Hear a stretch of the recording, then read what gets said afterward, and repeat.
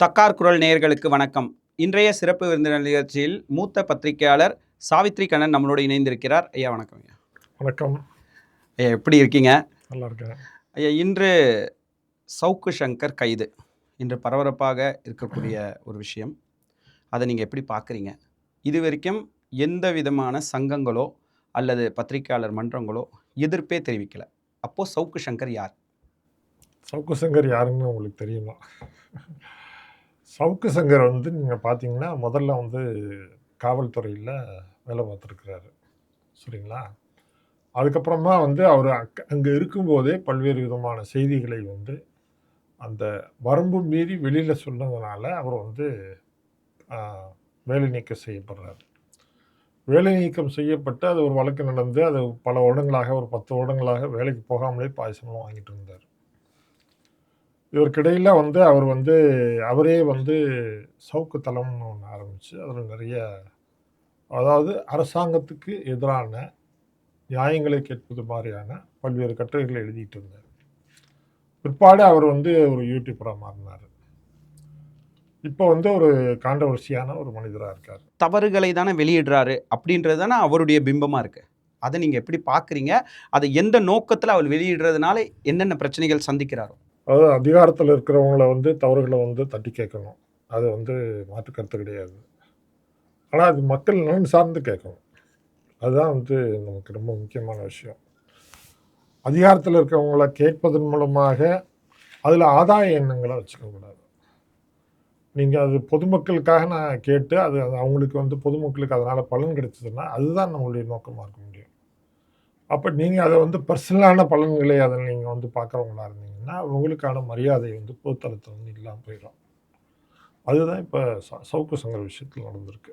என்னுடைய கேள்வியே இங்கே தான் உருவாகுது. அதாவது உண்மையான பத்திரிகையாளர் அப்படின்றது பல ஆண்டுகள் மிகவும் அனுபவம் வாய்ந்து பலரோடு கனெக்ட் பண்ணி உண்மைத்தனத்தை வெளியே கொண்டு வர ஒரு விதமாகவும், நீங்கள் சொல்கிற மாதிரி இப்போது கைதாக இருக்கக்கூடிய அவருடைய தன்மை மாற்று விதமாகவும் இருக்குது. இதை யார் எப்படி ஒரு ஜேர்னலிஸ்ட்டை இவங்க சரியான பத்திரிகையாளர் சொல்லக்கூடிய விஷயத்தை எப்படி பார்க்குறது? அதான் இப்போ நீங்கள் அது காலப்போட்டில் எக்ஸ்போஸ் ஆகிடும். அது ஏமாற்ற முடியாது. ஜனங்களே கண்டுபிடிச்சிருவாங்க ஒருத்தருடைய நம்பகத்தன்மையை. ஒருத்தர் இன்றைக்கே எத்தனையோ பேர் அரசியல் விமர்சகர்கள் இருக்காங்க, பேசுகிறாங்க. ஜனங்க ஐடென்டி பண்ணிடுறாங்க. அதாவது நிறைய பேர் பார்க்குறத வச்சு அவர் நியாயமானவர் அப்படின்ட்டு ஒரு முடிவுக்கு வந்துட முடியாது. நிறைய பேருக்கு நிறைய வியூஸ் கிடைக்கும். ஆனால் அது ஒரு என்டர்டெயின்மெண்ட் ஆகி போச்சு. பா இவர் என்ன சொல்கிறாருப்பா, அவர் என்ன சொல்கிறாருப்பா, அவர் நல்லா போட்டு வாங்குறாருப்பா, இவர் நல்லா இப்படிலாம் ரசிப்பாங்க. இல்லை, அதாவது சில பேருக்கு சில அரசியல் கட்சிகள் மேலே கோபம் இருக்கும், சில அரசியல் தலைவர்கள் மேலே கோபம் இருக்கும். அதுக்கு வடிகால இவங்க பேசுகிறத ரசித்து கேட்பாங்க, புரியுதுங்களா? பட் ஆனால் நீங்கள் ஒன்றை பேசுவதன் மூலமாக, ஒன்றை எழுதுவதன் மூலமாக மக்கள் மனதிலே ஒரு தார்மீக கோபத்தை, உண்மையான ஒரு கோபத்தை உருவாக்கி அவனை செயல்படுத்தினீங்கன்னா அதுதான் அந்த எழுத்தோட வலிமை. நீங்கள் ஒரு என்டர்டெயின்மெண்ட்டாக மாறிட்டீங்க, புரியுதுங்களா? அவங்கள பல லட்சம் பேர் அப்பா இன்னைக்கு என்ன சொல்கிறாரு, பெரிய தகவல் வச்சுருக்காரு அப்படின்ற மாதிரி தான் ரசிக்கிறாங்க. அவ்வளோதான். இந்த டிபேட்டை காவல்துறை பார்க்கும்போது அவங்க இதை மக்களுக்கு சொல்லக்கூடிய ஒரு செய்தியாக பார்க்குறதே கிடையாது. இந்த நெறிமுறையில் என்னென்னலாம் இருக்குது அப்படின்றத காவல்துறை சார்ந்து ஒரு ஆன்டியாக நீங்கள் பேசிட்டீங்க, இல்லை அரசாங்கத்தை சார்ந்து ஒரு ஆன்டியாக நீங்கள் பேசிட்டீங்க அப்படின்னாலே இந்த ஃபுட்டப் கேஸ் காமனாகவே பாயுது. இதை நீங்கள் எப்படி பார்க்குறீங்க? ஏன்னா உங்கள் மேலேயும் பாஞ்சிருக்கு. இல்லை, அது நீங்கள் சவுக்கு சங்கர் விஷயத்தில் போட்ட தப்பு. அவர் மேலே போட்டதுக்கு பல்வேறு விதமான காரணங்களை சொல்கிறாங்க. முக்கியமான காரணம் அவர் கைது செய்யப்பட்டதுக்கான சொல்லப்பட்ட காரணம்ன்றது நம்பக்கூடியதாக இல்லை. ஏன்னா அப்படி ஒரு கேஸு, அதுக்கு நடந்ததுக்கான ஒரு அத்தன்டிசிட்டி இது எதுவுமே கிடையாது. அந்த கேஸ் நிற்குமான்றது சந்தேகம். ஏன்னா எப்பா அவனுக்கு எத்தனை முறை கைது பண்ணாலும் உள்ளே வைக்க முடியலப்பா, வெளியில் வர்றாருப்பா, அப்போ இவங்கெல்லாம் பொய் கேஸ் தானே போடுறாங்க அப்படின்னு மக்கள் மத்தியில் பேச வந்துருச்சுன்னா உங்களுக்கு மரியாதை இல்லாமல் போயிடும், அரசாங்கத்துக்கு மரியாதை இல்லாமல் போயிடும்.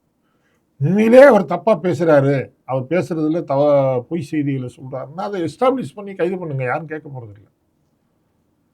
அவதூறுகளையும் பொய்களையும் ஜனங்க ஆதரிக்க மாட்டாங்க. கண்டிப்பாக.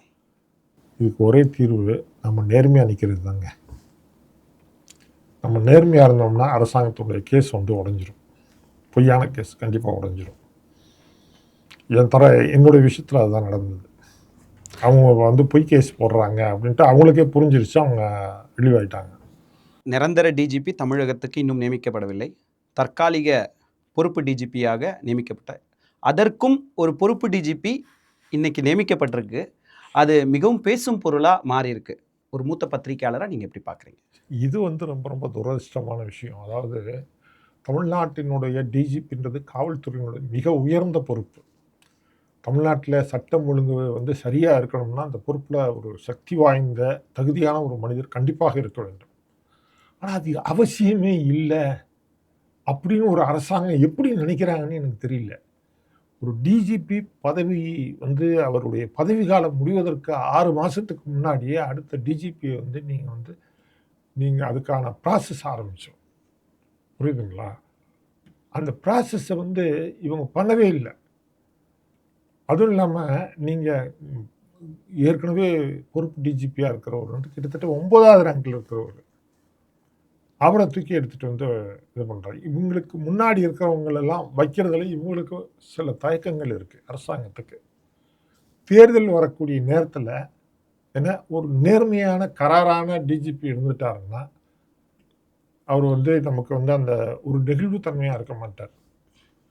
அதனால் வந்து நம்ம வந்து நமக்கு சாதகமான ஒரு டிஜிபி வேணும்னு நினைக்கிறாங்க. அல்லது நம்ம என்ன செஞ்சாலும் அதை கண்டுக்காத ஒரு டிஜிபி வேணும் அப்படின்னு நினைக்கிறாங்க. இப்போ அது மாதிரி ஒரு எண்ணத்தில் தான் ஒரு பொறுப்பு டிஜிபி போட்டாங்க.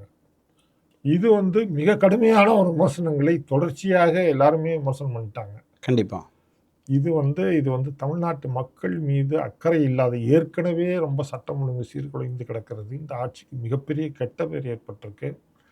இந்த நேரத்தில் இது குறித்து வந்து எந்த விதமான அக்கறையும் இல்லாமல் ஒரு பொறுப்பு டிஜிபி போடுறீங்க. இப்போ மறுபடியும் போடுறீங்க.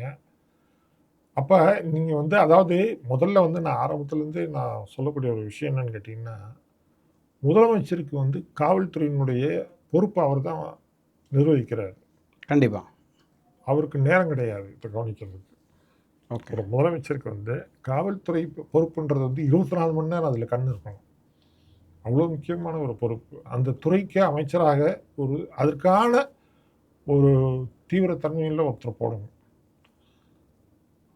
களத்தில் போய் நிற்கிறக்கூடியவராகவும் அவர் இருக்கணும். முதலமைச்சரால் எதுவுமே முடியாது. என்ன நடந்தாலும் அவருக்கு பொறுப்பு கிடையாது. அந்த மாதிரி தான் இருக்கிறார். பல நேரங்களில் கூட்டணி கட்சிக்காரங்களே இது வந்து காவல்துறைன்றது முதலமைச்சர் கண்ட்ரோலில் தான் இருக்குதா, இல்லை அமித்ஷா கண்ட்ரோலில் இருக்கான்ட்டு திருமாவளவனே கேட்டார். ஏன்னா மிக மிக மோசமான வகையில் நீங்கள் வந்து காவல்துறையை டீல் பண்ணுறீங்க. ஏன்னா என்ன நடக்குன்னு தெரியுங்களா? எலெக்ஷன் நேரத்தில் தேர்தல் கமிஷன் டேக் ஓவர் பண்ண உடனே டிஜிபியை மாற்றுவாங்க. கண்டிப்பாக அது முதல்ல அதில் தான் கை வைப்பாங்க. அப்போ பிஜேபி யாரை சொல்கிறான்னா அவங்கள தான் போடுவோம். இப்பயே நீங்கள் நேர்மையான ஒருத்தரை போட்டிருந்தீங்கன்னா அந்த கொஸ்டினே வராது. புரியுது. அப்படி மாற்றினா கூட பொதுமக்கள்கிட்ட வந்து எதிர்ப்பு வரும். கண்டிப்பாக. சரிங்களா? இப்போ நீங்கள் வந்து பிஜேபிக்கு சாதகமான ஒரு கலைச்சூழலை உருவாக்கி தர்றீங்க.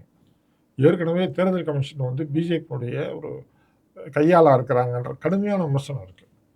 இது எல்லாம் தெரிந்த ஒரு அரசியலில் ஒரு ஆட்சி தலைமையில் இருக்கிறவங்க ஃப்யூச்சரில் இந்த நடவடிக்கை மூலமாக ஃப்யூச்சரில் என்ன மாதிரியான விளைவுகளை கொடுக்கும் இது அப்படின்னு யோசிக்காமல் ஒரு பொறுப்பு டிஜிபி போடுறாங்க. இப்போது திருப்பரங்குன்றத்தில் நடைபெற்ற ஒரு நிகழ்வு, அங்கு தீபம் ஏற்றணும் அப்படின்ற ஒரு சர்ச்சை, இதை காவல்துறை பொறுப்பு டிஜிபியாக இருந்ததுனால கையாண்ட விதம் மாறி இருக்குன்னு நினைக்கிறீங்களா? இல்லை, அது பொறுப்பு டிஜிபியா அப்படின்றதெல்லாம் வந்து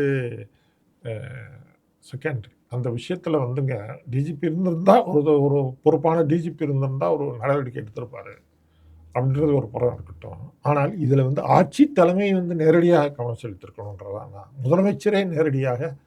ஏன்னா இது இரு மதங்கள் சம்மந்தப்பட்ட ஒரு விஷயமாக மாறும்போது, ரொம்ப சென்சேஷனலான ஒரு விஷயமா இருக்கும்போது, ஒட்டுமொத்த தமிழகமும் பார்த்து கொண்டிருக்கிற ஒரு விஷயமா இருக்கும்போது இதை வந்து முதலமைச்சர் கவனம் செலுத்திருக்கணும்.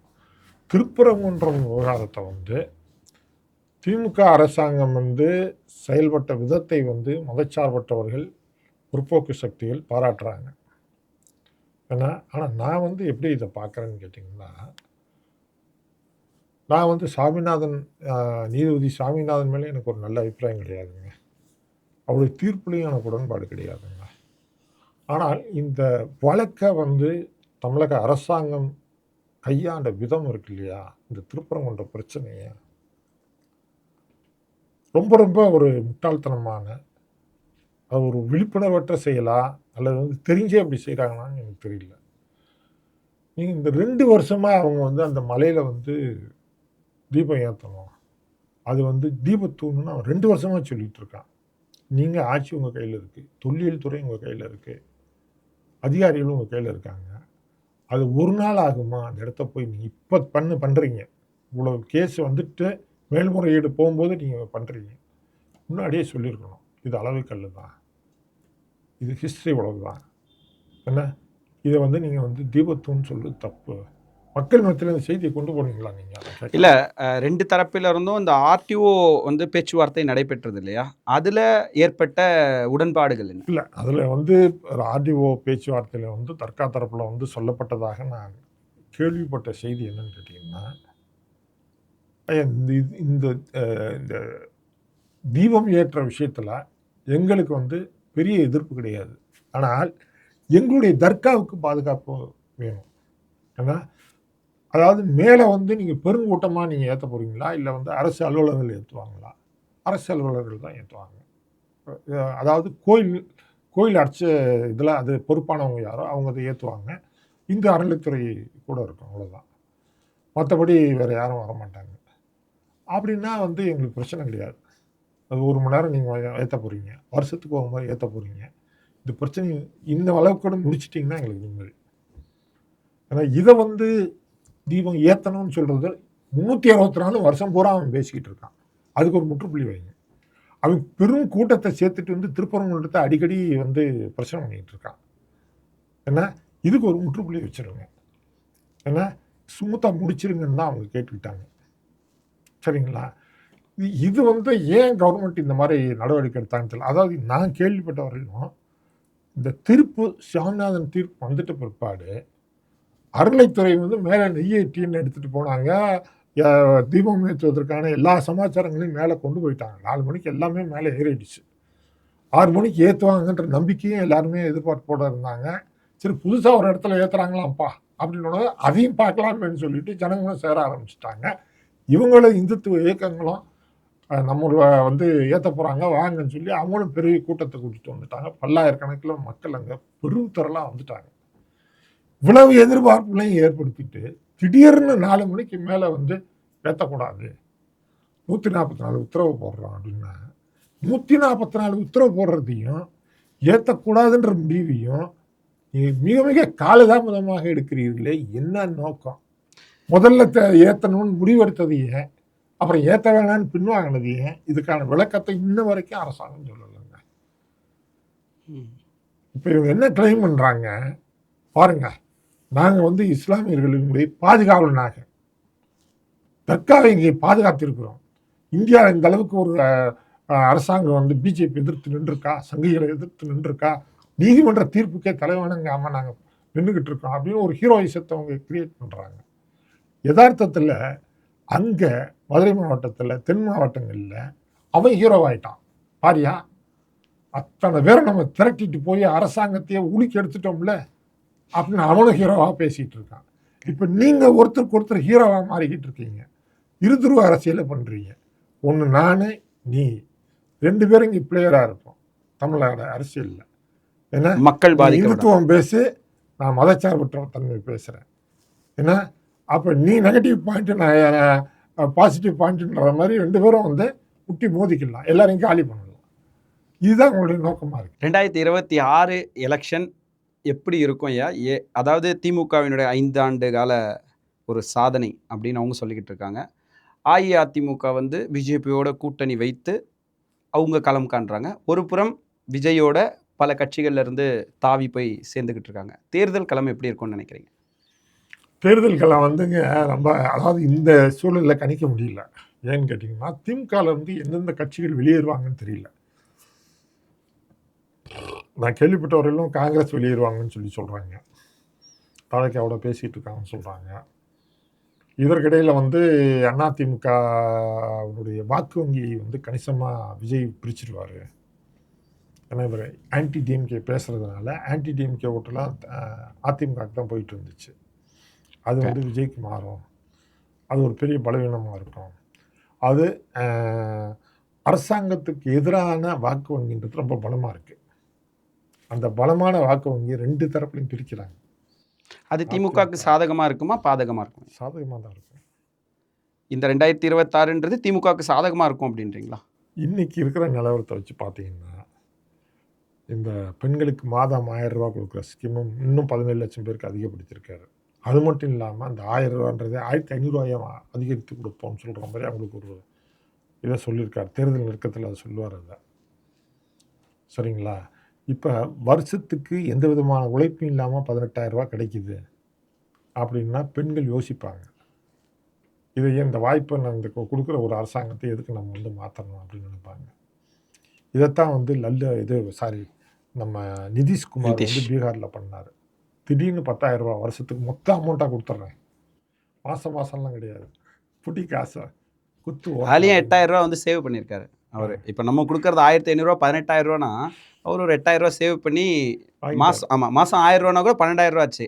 10,000 கொடுத்துருக்கு அப்படின்றது மக்களுக்கு பெருசாக தெரிஞ்சு ஓட்டு வந்து பணமாக மாறுது. இதுதான் இன்னைக்கு இருக்கக்கூடிய நாட்டினுடைய நிலவரம். அதாவது அரசியல் நிலவரங்களை அவதானித்து பார்த்து நேர்மையாளனோ நல்லவனா இப்போ வந்தால் வந்து பொதுநலன் சார்ந்து இயங்குவானா அப்படின்றத யோசிக்க விடாமல் நான் உனக்கு இது தர்றேன் அது தர்றேன் அப்படின்னு சொல்லி மயக்கி ஓட்டு வாங்குற தன்மை தான் இருக்குது. டிவிகேனுடைய பிரச்சாரம் அதாவது வந்து பாண்டிச்சேரியில் பண்ணும்போது தமிழக அரசு அதாவது முதல்வர் வந்து பாண்டிச்சேரி முதல்வரை பார்த்து கற்றுக்கணும், அரசாங்கத்தை பார்த்து கற்றுக்கணும் அப்படின்ற ஒரு வார்த்தையை விடுறாரு. இதை நீங்கள் எப்படி பார்க்குறீங்க? அதாவது இங்கே வந்து நீங்கள் தாவேகா பிரச்சாரத்துக்கு வந்து தமிழக காவல்துறை வந்து ரொம்ப நெருக்கடி தர்றாங்க. அதில் ஒன்றும் சந்தேகம் கிடையாது. ஈரோட்டில் அவங்க போடுறதுக்கு 84 விதமான நிபந்தனைகளை விதித்து பண்ணதெல்லாம் வந்து ரொம்ப டூ மச்சுங்க. அதாவது அவருக்கு ஒரு பிரம்மாண்டமான கூட்டம் கூடுது. இவங்க காசு கொடுத்தாலுமே கூட நல்ல கூட்டத்தை கூட்டுறதுக்கு அவ்வளோ கஷ்டப்படுறாங்க. அது வந்து இப்போ இவங்களுக்கு இந்த ஆளுங்கட்சிக்கு வந்து ஆட்சி தலைமைக்கு வந்து ஒரு பெரிய அச்சுறுத்தலாக இருக்குன்றதை வந்து அவங்க மறைக்கிறதுக்கு முயற்சி பண்ணுறாங்க. ஆனால் அது உண்மை கிடையாது. அது ரொம்ப அவங்கள வந்து பாதிக்குது, ரொம்ப டிஸ்டர்ப் பண்ணுது. விஜய்க்கு அரசியலுக்கான ஒரு ஆட்சியாளராக வருவதற்கான தகுதி இருக்கா, அரசியலில் ஈடுபடுவதற்கான தகுதியாக இருக்கான்னா எனக்கு இன்னும் சந்தேகமாக தான் இருக்குது. அவரை வந்து ஒரு நல்ல சர்டிஃபிகேட் பண்ணுறதுக்கு ஒரு தைரியம் வர மாட்டேங்குது. ஏன்னா அவரே சரியான முறையில் வெளிப்படலை. ஒரு ரிகரஸான அரசியலை வந்து இன்னும் முன்னெடுக்கலை.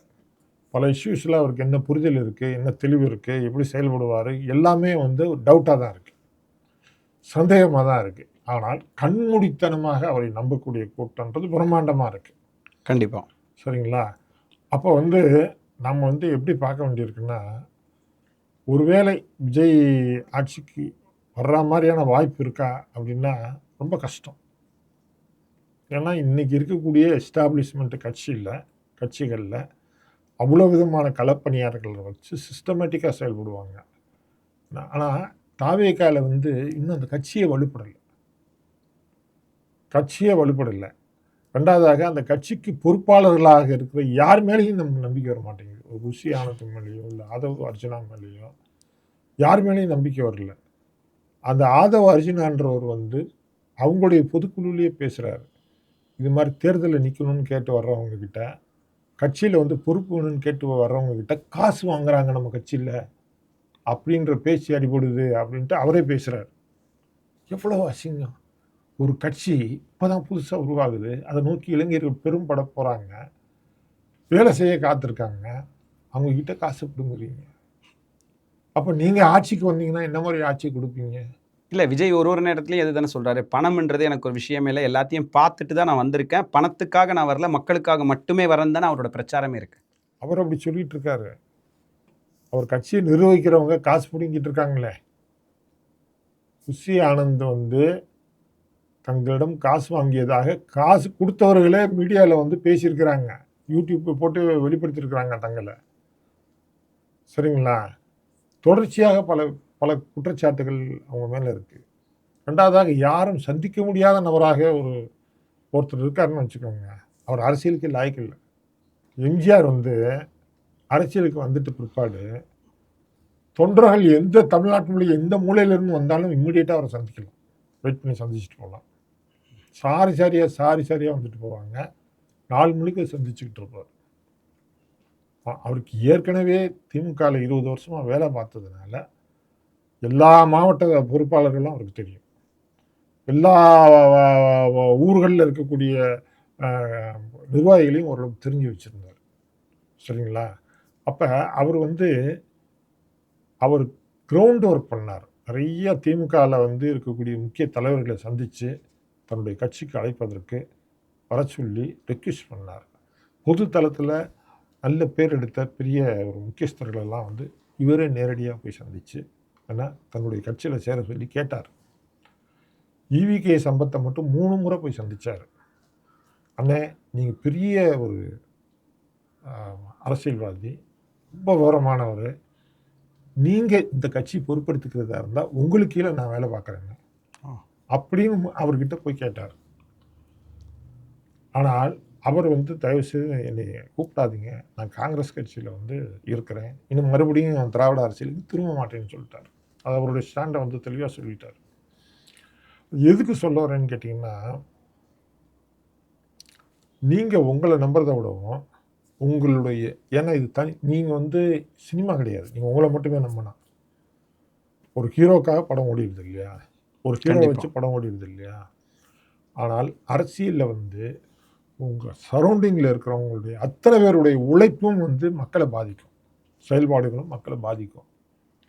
அவனுடைய நல்லது கெட்டது எல்லாமே மக்களை தாக்கக்கூடிய ஒரு விஷயம். ஏன்னா அப்போ நீங்கள் சரியான ஆட்களாக உங்களை சுற்றத்தில் வச்சுக்கணும். உங்கள் கூட இருக்கிறவங்க எவன் மேலேயுமே நம்பிக்கை வர மாட்டேங்குது ஜனங்களுக்கு. இல்லை, நான் கூட நினைக்கிறேன் அதிமுக ரொம்ப சலிப்பாக இருக்குது. ஒளியேற்றி நீங்கள் 50 வருஷத்துக்கு மேலே ஆயிடுச்சு, புதுசாக ஒரு ஆள் வரட்டும், அது யங்ஸ்டர்ஸாக வந்தால் ரொம்ப நல்லது தான் அப்படின்னு தோணுது. ஆனால் நம்ப முடியல அவரை. பாரதிய ஜனதா கட்சியினுடைய அடுத்த கட்ட மூமெண்ட்ஸ், அதாவது பார்த்தீங்கன்னா ஒரு 6 மாதத்துக்கு முன்னாடியே ஏடிஎம்கேயோட கூட்டணி அப்படின்ற ஒரு முத்திரையை பதிச்சு ட்ராவல் பண்ணிவிட்டாங்க. மக்கள் மனதில் பதிய வைக்கிற பணிகளை முன்னாடியே செஞ்சு விட்டுட்டாங்க. அடுத்த கட்டமாக அவங்களுடைய நகர்வு எப்படி இருக்க போது? 2026 வெற்றி வாய்ப்பு பாரதிய ஜனதாக்கு எப்படி இருக்கும் சார்? 2026 தேர்தல்ன்றது பிஜேபியும் ஏடிஎம்கேவும் சேர்ந்து நிற்கிறாங்க. இந்த முறை பார்த்தீங்கன்னா பிஜேபி போன முறை மாதிரி 20 தொகுதியோடு நிற்க மாட்டாங்க. கண்டிப்பாக 40 தொகுதி கேட்பாங்க. 40 குறையாமல் கேட்போம், வாங்கிடுவோம். அநேகமாக நிர்பந்தம் கொடுத்து வாங்கிடுவோம். கட்சியை நல்லா ஸ்ட்ரென்தன் பண்ணிட்டான், பழைய தளங்களில் ரொம்ப வலுவாக கால் விட்டுட்டான். அதுக்கு திமுக தான் இடம் கொடுத்தாங்க. அது அதிமுக ஆட்சியில் கூட பிஜேபி வளரல. இந்த 4.5 வருஷத்தில் பிஜேபியினுடைய வளர்ச்சின்றது ஒரு இமாலய வளர்ச்சி தமிழ்நாட்டில். முழுக்க அதுக்கு காரணம் திமுகவினுடைய விட்டு கொடுத்தல் தான். அண்ணாமலை அடித்து ஆடினாரா? அண்ணாமலை இவங்க என்ன பண்ணாங்க? சலாம் அடித்து மறைமுகமாக கொண்டு போய் அவருக்கு புட்டி கொடுத்துக்கிட்டே இருந்தாங்களா? அதாவது ஒரு கட்சி தலைவர் ஒரு போலீஸ் அதிகாரியாக இருந்து ஒரு தேசிய கட்சியினுடைய மாநில தலைவராக ஆனவர் 3 வருடத்தில் மிக பெரும் கோடீஸ்வரராக மல்டி மில்லியனராக மாற முடியும் என்ற அதிசயத்தை சாத்தியப்படுத்தியது யார்? ஆதாரங்கள் நிறைய இருக்குது, முடிந்தால் நீதிமன்றத்தை நிரூபிக்க தயாராக இருக்குன்னு தானே சொல்கிறாரு. என்றைக்கும் அண்ணாமலை பின்வாங்கியதே கிடையாது. நீங்கள் கேட்குற எந்த கேள்விகளுக்கும் பின்வாங்கியதே கிடையாது. பேசுவார், அவர் நிறைய பேசுவார். பேசுகிறத வச்சு நம்ம ஒருத்தர் ரொம்ப வீராவேசமாக பேசுகிறத வச்சா நீங்கள் அவர் முடிவு எடுப்பீங்க கிடையாது. அப்படி வாழ்க்கை ஸ்டைல் என்ன, அவர் எப்படி என்ன மாதிரியான சொத்து பத்துக்கள்லாம் வாங்கியிருக்காரு எல்லாமே எக்ஸ்போஸ் ஆயிடுச்சு. ரொம்ப அந்த கட்சிக்காரங்க தான் அமித்ஷாவுக்கும் மோடிக்கும் லிஸ்ட் போட்டு அனுப்பிச்சிருக்கிறாங்க. இத்தனை இடங்களில் சொத்து வாங்கி போச்சிருக்காரு, இத்தனை தொழில்களில் முதலீடு பண்ணியிருக்காரு, இன்னும் நேரம் தான் அதை பொறுப்பாக கவனிச்சுக்கிறாங்க. லிஸ்ட்டு வந்துருச்சு, தெளிவாக வந்துருச்சு. அதெல்லாம் தெரிஞ்சிட்ட பிற்பாடு தான் இவர் திமுகவோட ஒரு மறைமுக கூட்டணி வச்சு சொந்தமாக பர்சனலாக ஆதாயம் அடைஞ்சிக்கிட்டு இருக்காரு அப்படின்றத கண்டுபிடிச்சிட்ட பிற்பாடு தான் அவரை கட்சி பதவியிலேருந்து இறக்குனாங்க. இல்லை, அது எடப்பாடி பழனிசாமிக்காக இறக்குனதா தானே எல்லார்கிட்டையும் சொல்லப்பட்டுச்சு. நீங்கள் புது கதையில் சொல்கிறீங்க. இல்லை, ஆக்சுவலாக அது எடப்பாடி பழனிசாமிக்காக அவங்க இறக்கலாம், அப்படி இறக்கக்கூடியவங்க கிடையாது. பிஜேபி பொறுத்தளவில் அந்த மாதிரி ஒரு ஸ்டாண்ட் எடுக்க மாட்டாங்க. கட்சிக்குள்ள அவர் ஒன் மேன் ஷோ காட்டினதும், கூட எந்த சீனியர் நிர்வாகிகளையும் வந்து ஒரு ஒரு மரியாதை கொடுக்காம புறக்கணித்து வச்சதும், ஏன்னா ஒரு கமிட்மெண்ட்டாக இல்லாமல் ஒரு சொன்ன இடத்துக்கு கரெக்டாக போக மாட்டார். ஒரு மீட்டிங்க்கு ஏற்பாடு பண்ணுங்கன்னு சொல்லிடுவாரு, அங்கே பெரிய செலவு பண்ணிட்டு இருப்பாங்க, அட்டன் பண்ண மாட்டார். இது மாதிரி நிறையா வந்து உள்ள கட்சியில் இருக்கிறவங்களாம் ரொம்ப காயப்படுத்திட்டார். அதனால அவருக்கு எதிரான ஒரு கோப அலை வந்து இந்த தேர்தலை இவர் தலைமையில் நாங்கள் சந்திக்க முடியாது, ஒர்க் பண்ண முடியாது. எங்களுக்கு அதிமுக தேவை, ஃபீல்டில் அவங்களோட சேர்ந்து ஒர்க் பண்ணணும். அண்ணாமலை தலைவராக இருந்தால் நாங்கள் எப்படி ஒர்க் பண்ணோம் அவங்களோட சேர்ந்து அப்படின்னு அந்த கட்சிக்குள்ளேயே ஒரு நிர்பந்தம் கொடுத்துட்ட பிற்பாடு தான் வந்து அவரை இறக்குனாங்க.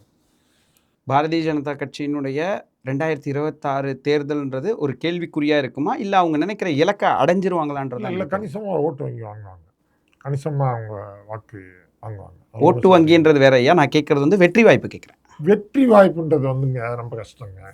அதாவது வெற்றி வாய்ப்புன்றது வந்து அவங்களுக்கான ஒரு வழக்கமான அந்த இடம் இருக்குல்ல, கொங்கு வட்டாரம், கன்னியாகுமரி வட்டாரம், ஏன்னா அப்புறம் தென் மாவட்டங்கள் அந்த விருதுநகர், இந்த மாதிரியான ஒரு சில இடங்கள், இந்த இடங்களில் வந்து அவங்க வந்து வருவாங்க. ஒரு சில எம்எல்ஏக்கள் சீட்டுகள் வருவாங்க, பெரிய அளவில் வருவாங்கன்னு சொல்ல முடியாது, கணிசமான ஓட்டு வாங்குவாங்க. ஆனால் கணிசமான ஓட்டு வாங்குவாங்க.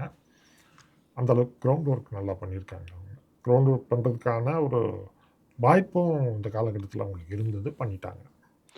தொடர்ந்து பத்திரிகையாளர் மீதும் அரசியல் கட்சி தலைவர்களாக இருந்தாலும் சரி, காவல்துறையாக இருந்தாலும் சரி, வழக்குகளாக இருக்கட்டும், அரசியல் கட்சி விமர்சனங்களாக இருக்கட்டும், பத்திரிகையாளர் மீது வைக்கப்படும் பொழுது வரும் இளம் பத்திரிகையாளர்களுக்கு ஒரு மூத்த பத்திரிகையாளராக என்ன அறிவுரை சொல்ல விரும்புகிறீங்க? நம்ம டிரான்ஸ்பரண்ட்டாக இருக்கிறது மட்டும்தாங்க அது ஒரு தீர்வு. நம்ம டிரான்ஸ்பரண்ட்டாகவும் நேர்மையாகவும் இருக்கணும். ஒரு விஷயத்தை சொல்கிறதுக்கு முன்னாடி சொல்லப்படுகின்ற விஷயத்தினுடைய உண்மைத்தன்மையை நம்ம வந்து கவனமாக கணக்கில் எடுத்துக்கிட்டு ஆய்வு செய்துட்டு திட்டவட்டமாக சொல்லலான்ட்டு தெரிஞ்சிட்டு பிற்பாடு சொன்னால் நல்லாயிருக்கும். சொல்லிட்டு பிற்பாடு பின்னவங்க கூடாது. ஒருவேளை தவறாக சொன்னால் அது நேர்மையாக தவறாக சொல்லிட்டேன், தவறான புரிதலில் சொல்லிட்டேன்றதை ஒத்துக்கிறதுக்கும் முன் வரணும். எங்களுடைய அனைத்து கேள்விகளுக்கும் ரொம்ப எளிமையாக பதில் சொன்னதுக்கு மனமார்ந்த நன்றி. நன்றி.